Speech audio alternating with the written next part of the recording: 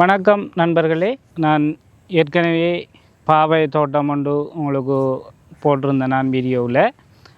இந்த பாவை தோட்டம் மற்றும் முழுதாக இயற்கை விவசாயத்தினூடாக செய்யப்படுற ஒரு பாவை தோட்டம். நான் முதல் பார்த்த நேரத்தில் இந்த பாவை தோட்டம் அப்போ தான் இந்த இதில் பந்தலில் படர்றதுக்கு ஆரம்பிக்க பருவமாக இருந்தது.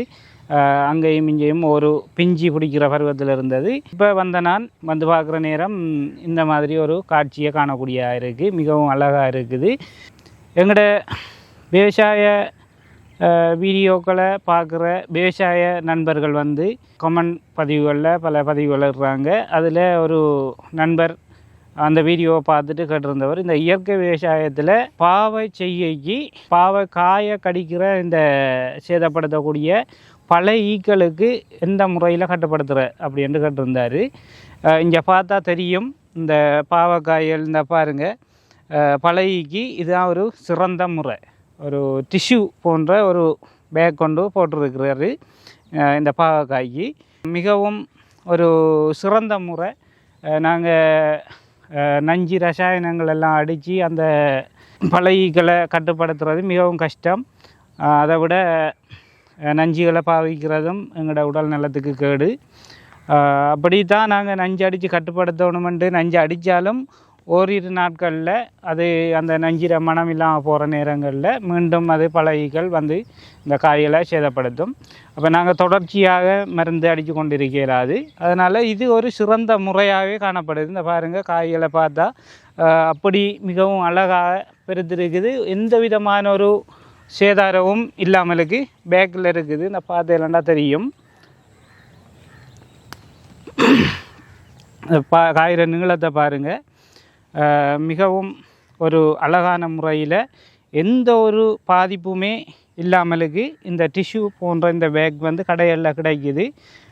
இந்த பேக் வாங்கினீங்கன்னு சொன்னால் நீங்கள் இது மீட்டர் கணக்கில் விற்கிறாங்க. இந்த வாங்கி நம்மளோட காய்க்கு தேவையான நீளம், இப்போ இது இந்த பேக் இன்னும் கொஞ்சம் நீளமாக வெட்டியிருக்கலாம்னு நினைக்கிறேன். ஏன்னா காய் இன்னும் நீளமாக பெருக்குமென்னு சொன்னால் எங்களுக்கு இந்த நீளம் போதாமல் இருக்கும். அவே நாங்கள் ஒரு 1.5 அடி நீளம் அப்படி வெட்டினோம்னு சொன்னால் எங்களுக்கு மிகவும் ஒரு போதிய அளவான இதாக இருக்குது.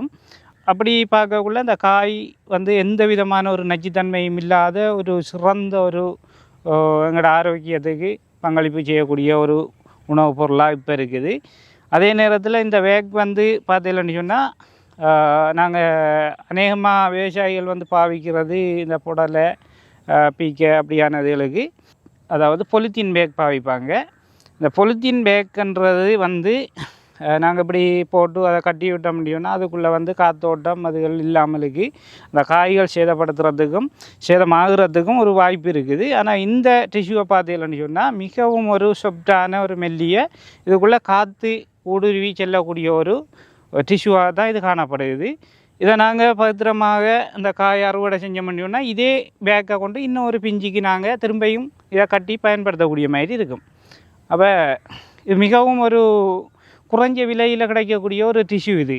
அடுத்தது பார்த்தீங்கன்னாண்டா இந்த டிஷ்யூ பேக் காய்க்கு தேவையான ஈரப்பதனை எந்த நேரமும் கொடுக்கக்கூடிய ஒரு பேக்.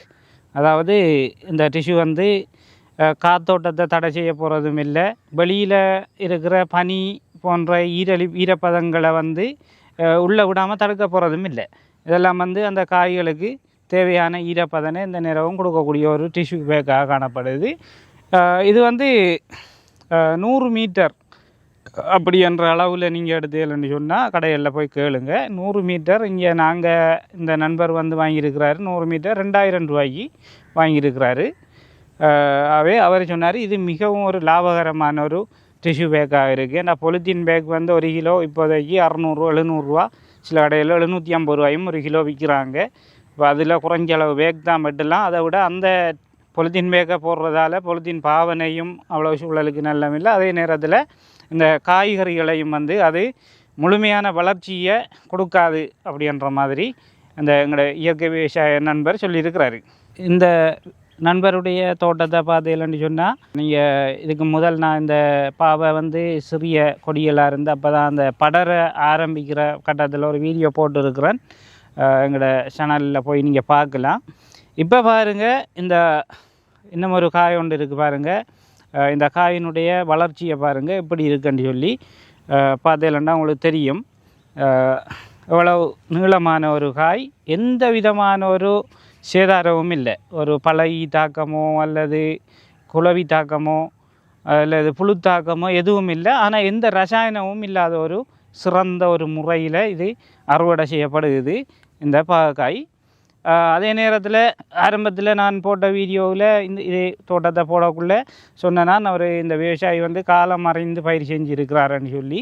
உண்மையிலே அவர் காலம் மறைஞ்சி தான் பயிர் செஞ்சுருக்கிறாரு. இப்போ உங்களுக்கு தெரியும், எங்களோட நாட்டில் வந்து அனர்த்தங்கள் ஏற்பட்டு மீண்டு கொண்டு இருக்கிற இந்த கால நேரத்தில் மரக்கறியல்ற விலை, எல்லா மரக்கறிகளும் ஓரளவுக்கு விலையாக இருந்தாலும் இந்த பாகக்காய் வந்து இன்றைக்கு உச்சபட்ச விலையாக போய் கொண்டிருக்குது. அவர் இந்த நம்மளோட விவசாய நண்பர் வந்து இப்போதைக்கு ஒரு கிலோ வந்து 800 ரூபாய்க்கு அவர் வியாபாரிகளுக்கு கொடுத்து கொண்டு இருக்கிறாருன்னு சொல்கிறாரு. அப்போ ஒரு சில வியாபாரிகள் நாங்கள் இன்னும் 50 ரூபா 100 ரூபா மேலதிகமாக வச்சு தரோம், எங்களுக்கு தாங்க அப்படின்னு சொல்லி அவர்கிட்ட கேட்டிருக்கிறாகவும் சொல்லியிருக்கிறாரு. அவர் நீ வளமையாக கொடுக்குறாங்களுக்கு கொடுக்கணுமன்றதுக்காக அந்த கொடுத்து கொண்டிருக்கிறாராம். இப்போ பார்த்தீங்கன்னா தெரியும், நல்ல ஒரு சிறந்த ஒரு காலநிலை சீசன் தான் சொல்லலாம். இது விலைவாசியும் அவருக்கு உண்மையிலே ஒரு சிறந்த விலைவாசியாக காணப்படுது. அது மட்டும் இல்லாமலுக்கு இந்த தோட்டத்தை பார்த்தீங்கன்னா இந்த வெள்ளை பேக்குகள், இந்த டிஷ்யூ பேக்குகள் எங்கெல்லாம் தொங்குதோ அந்த டிஷ்யூ பேக்கெல்லாம் ஒவ்வொரு காய் இருக்குது, பிஞ்சு இருக்குது, அறுவடைக்கு தயாரான காய்கள் இருக்குது. அப்போ இவர் உண்மையிலேயே ஒரு சிறந்த ஒரு முறையில் இந்த பாவையை இயற்கை முறையில் செய்து நல்ல ஒரு விளைச்சலை பெற்று கொண்டு இருக்கிறாரு. அவருக்கு எங்களோட யூடியூப் சேனல் சார்பாக வாழ்த்துக்களை தெரிவித்துக் கொள்கிறோம். எங்களோட யூடியூப் சேனலை முதலாக பார்க்குறீங்கன்னு சொன்னால் சப்ஸ்கிரைப் பண்ணிக்கொள்ளுங்கள் எங்களோட சேனலை. அதே நேரம் எங்களோட வீடியோ பிடிச்சிருந்தா லைக் பண்ணிக்கொள்ளுங்கள், உங்களுக்கு தெரிந்த நண்பர்களுக்கும் ஷேர் பண்ணிக்கொள்ளுங்கள். அதே நேரத்தில் இது சம்பந்தமான விடயம் ஏதாவது நீங்கள் சொல்ல விரும்பினா எங்களோட யூடியூப் சேனலில் வந்து நீங்கள் கமெண்ட் பண்ணிக்கொள்ளுங்கள். வணக்கம், நன்றி.